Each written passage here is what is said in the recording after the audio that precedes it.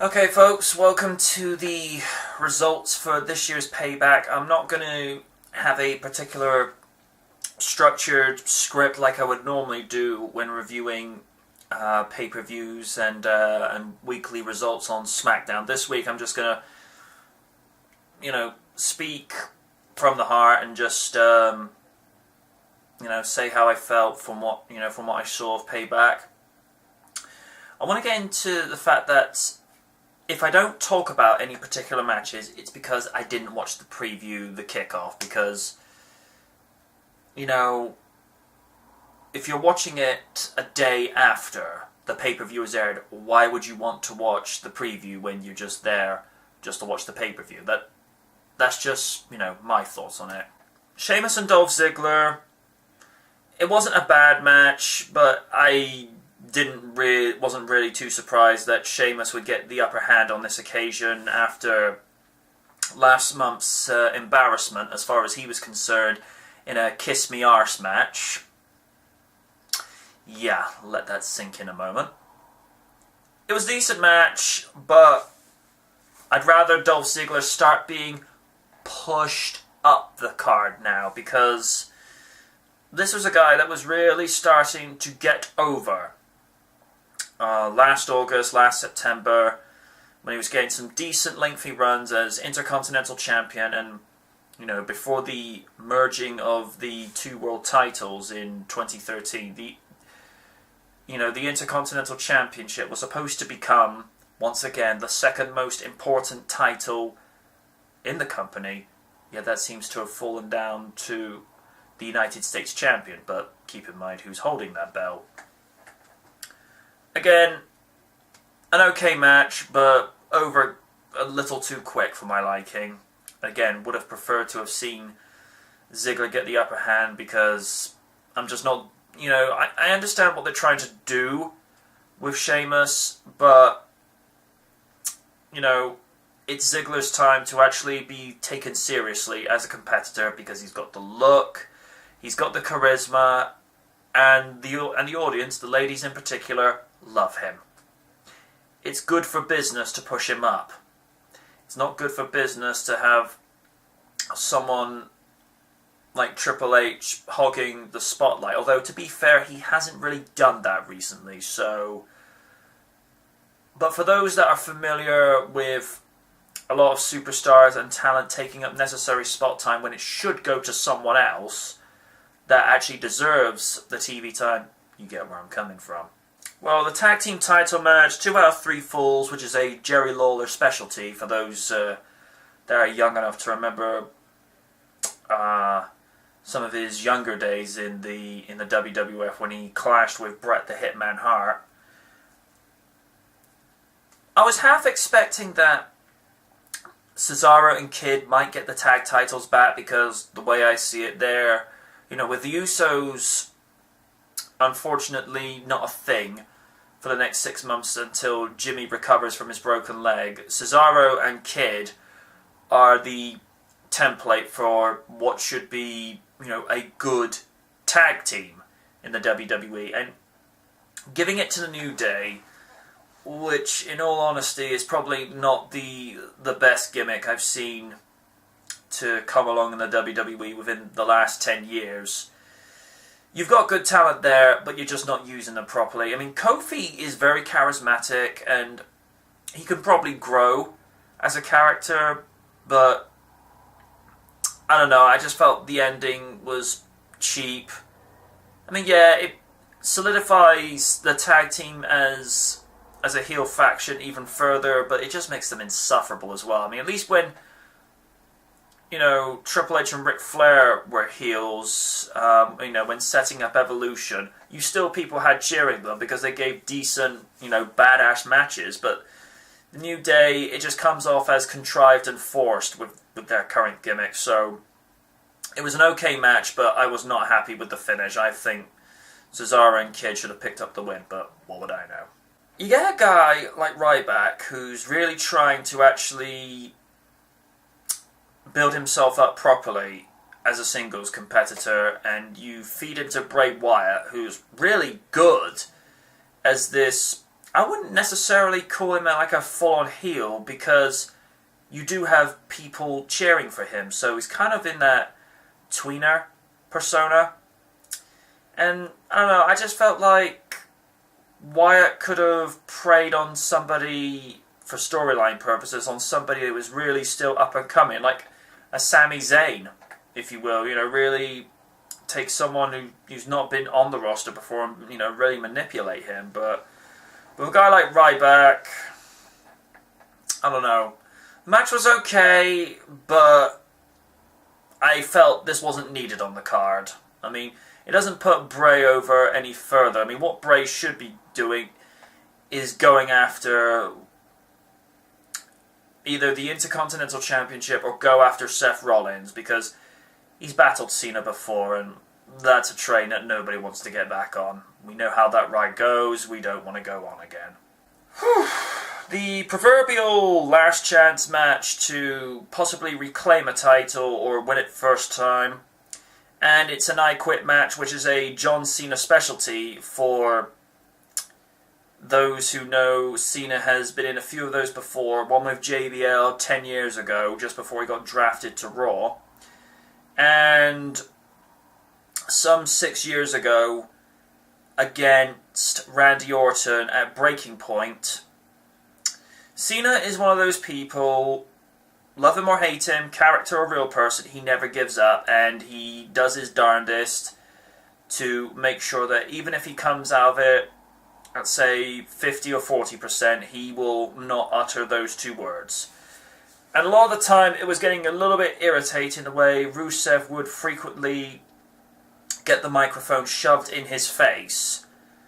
It's just like, it was a little bit too one-sided. I know that the whole point is to try and get people to have sympathy and care for the Cena character, but it just would have been a little bit more entertaining and plausible if Cena had a couple of more numbers that would actually rival the amount of times that Rusev demanded him to quit.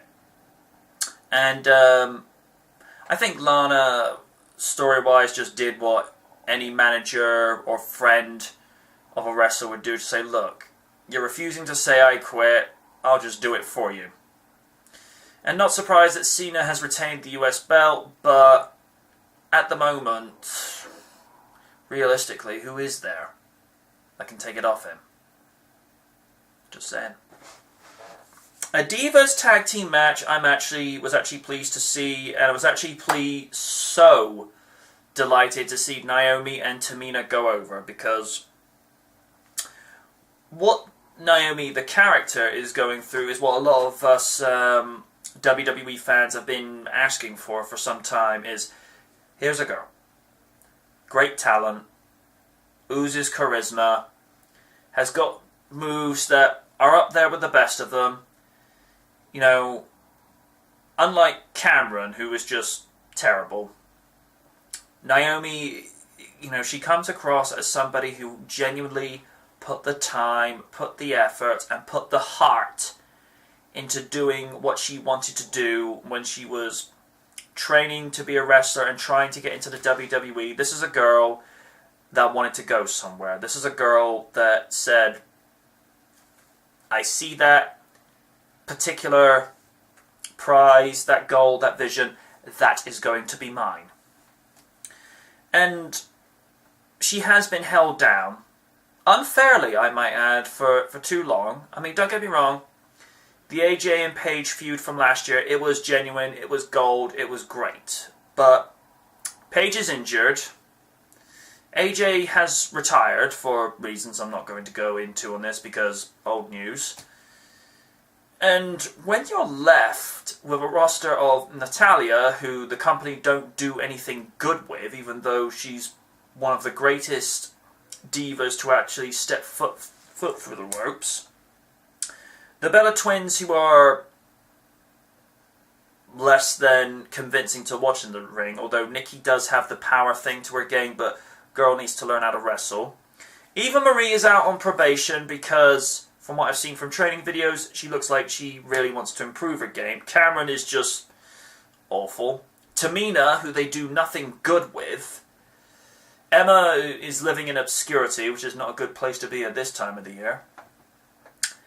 And I can say, Naomi, out of all of that, and, you know, for not to compare with the women that are on NXT, who haven't come up and be established on the main roster, Naomi is the only true one that seems to give a damn. And I actually, as a fan, for the character, I feel the annoyance is like, why is this girl not Divas Champion?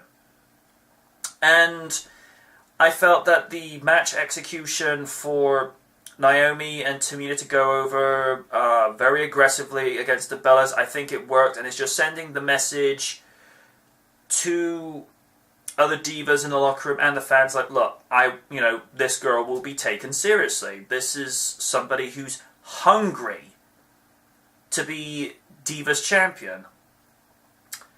And I hope she succeeds, because, people say, oh, you gotta support the faces and not the heels. Like, yeah, but when the fans are actually agreeing with what the wrestler is saying, face, heel, tweener, call it what you will, they're actually, well, no.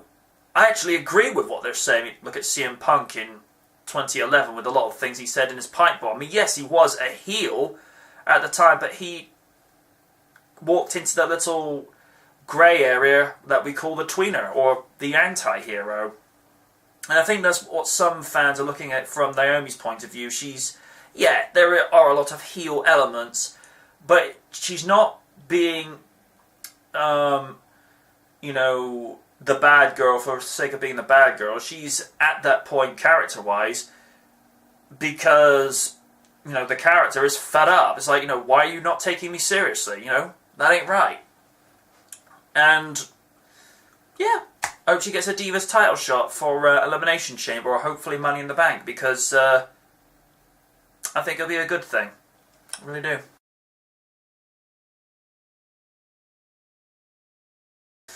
And then we have the Battle of Britain, per se. Neville, who most people of you know from NXT as Adrian Neville, and he's a really, really promising prospect for WWE in the future. I really see this kid going somewhere. Against Barrett name, I don't know how many names he's come up with gimmick-wise, but him getting King of the Ring, they had to give him something to work with, because the Intercontinental Championship was not for him to have, although that could change at Elimination Chamber in 2 weeks' time, which I seriously question the idea of having 3 pay-per-views within the space of a month, but that's what it is. It was a decent match where it's essentially power and brawling versus high-flying and, and very quick pace. I wasn't satisfied with the fact that Neville had to win via counter, because it's just typical Barrett being typical Barrett, just, it's like, not laying down for you and all that jazz. But I did like the little bit of retribution that Neville got at the end, but I don't think this one's over. I wouldn't be surprised if Neville's in the first ever Elimination Chamber match to determine a new Intercontinental Champion. And I've been saying and thinking for a few years, why is it the Elimination Chamber match is either reserved for a world title or number one contendership for a world title? I mean, the fact that the tag team titles are going to be on the line in the Chamber, as well as the Intercontinental Championship, I say yes. But this does kind of remind me of the fact that it's borrowing from TNA Lockdown a little bit, where every match is a cage match or a lockdown match, and to do this in WWE, even though not every single match is going to be an Elimination Chamber match, but the majority of it does seem to be heading that way, you get where I'm going with this. And the main event, the WWE Undisputed Championship. Seth Eric Cartman Rollins versus Randy Orton, Roman Reigns, and Dean Ambrose. So it's unofficially a Shield reunion, all for those 30 seconds worth. I wasn't bored by this match. It kind of went the way I figured it would go. And that is Seth Rollins coming out on top, although it has to be said, Randy Orton does a far better pedigree than Seth Rollins. I mean, it was okay, but I've seen even China do better. Yes, I said that. But the match itself, entertaining, a lot of carnage and whatnot, and I don't know. I just felt they didn't really do anything unexpected or do anything that would surprise me to the effect of, I mean, at the moment, Seth Rollins is probably the guy to be the top-ranking heel world champion in World Wrestling Entertainment, but the fact that Elimination Chamber we're going to get Dean Ambrose versus Seth Rollins, and these two had a bit of a rivalry and a little bit of an axe to grind last year, which culminated in the two of them being in the main event for Hell in a Cell, which Seth ended up winning, but only due to Bray Wyatt's interference. I don't know. It's too early and it's too difficult to say, but I would like to see Dean Ambrose as world champion because I think he does fit that mold. I mean, yeah, the guy's out there, but the guy is Steve Austin and The Rock over with the fans. The fans go crazy for him. And here's the thing. Back in the day, WWE would actually think, oh, hang on, this guy is super over with the fans. Maybe we should actually shift the focus on him. They're like, oh, it's like, oh, you're focusing on Zack Ryder. It's like, no. You want to focus on John Cena. It's like, no, we will cheer for who we want. And this is the same problem that WWE has with the Daniel Bryan situation. You know, the fans keep cheering, yes, and Royal Rumble 2014, we think we're going to get Daniel Bryan at the World title match. Like, no, you want John Cena, Randy Orton. We're like, no. So, I mean, everyone played their part in this match, but it wasn't offering anything new.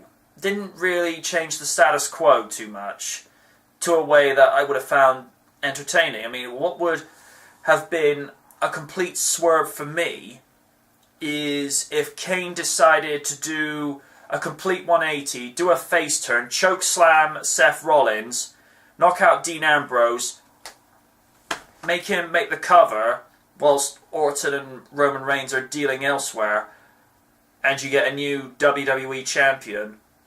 And that's just the thing.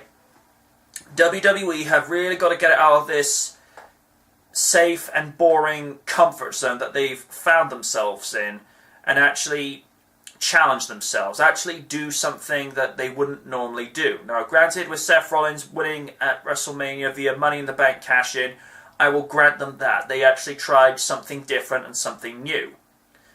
But they're now going down the safe and boring motif, and we as the fans have been telling them for years, this doesn't work anymore. You need to actually challenge yourself. This is not the best analogy, but if you find that your ratings on YouTube or on TV are not going the way that you would like it to go, first of all, self-address the problem. Look at why you're losing viewership or, and statistics. If it's a case of you need to be in a much more prime slot where people will actually tune in to watch your product and not be tempted to watch at someone, a much more popular product's time, you move it to a point where people will watch it and think, well, okay, I'll actually watch this for a change. It'll save me, kill some time before I go to watch what I want to watch later, and they go and watch it. Or, the other thing is actually ask the audience, what do you want? What would you like to see in there? Not like, oh, this show's being better, therefore they've got to make it lousy just so that we stand up. No, you don't. That's almost straw man kind of deal where everyone's wrong but you. You need to get into a thinking of, okay, scenario A and D didn't work. Why don't we actually listen to the fans and see what scenarios G and T will do? Or, or see if they want to see E and M. Little things where if if you actually ask your consumer audience, your target, your demographic, what they want, 10 times out of 10, they'll tell you exactly what they want and what you need to do to fix it. Simply going by, well, this worked before. If it worked before, where you haven't used it for years, that's a little bit different. If you use it year after year, it's kind of like, no. The audience are not stupid. The audience are very well informed and intelligent enough to know when something's been repeated and rehashed to the point of, this is stale, this is stagnant, and this is boring. And unfortunately, WWE have found themselves in that position for a very long time. But yeah, I'll close on saying the pay-per-view was a D+. Not awful, not great, but it was amusing enough. They actually tried to do a few things that I found to be entertaining. Until then, good night.